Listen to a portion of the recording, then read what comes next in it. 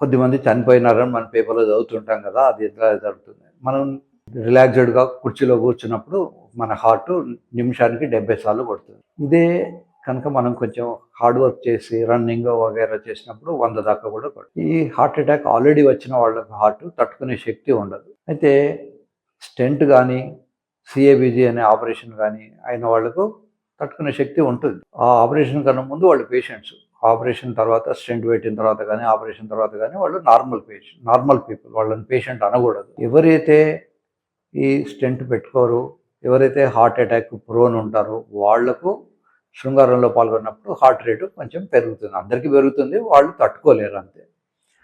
ఇప్పుడు యూజువల్గా రెగ్యులర్గా శృంగారం చేసే అమ్మాయితో చేసినప్పుడు అది 100 నుంచి 120 సార్లు కొడుతుంది. అదే కనుక పరిచయం లేని అమ్మాయి, ఎక్స్ట్రా మ్యారిటల్ సెక్స్ అంటాం, కొత్త అమ్మాయి కొత్త ప్లేసు అట్లాంటివి పోయినప్పుడు హార్ట్ రేటు ఇంకా ఎక్కువ కొట్టేసి ఒక్కొక్కసారి అది 150, 200 దాకా కూడా పోతుంది. అలా పోయినప్పుడు మాత్రమే డెత్ అవుతుంది.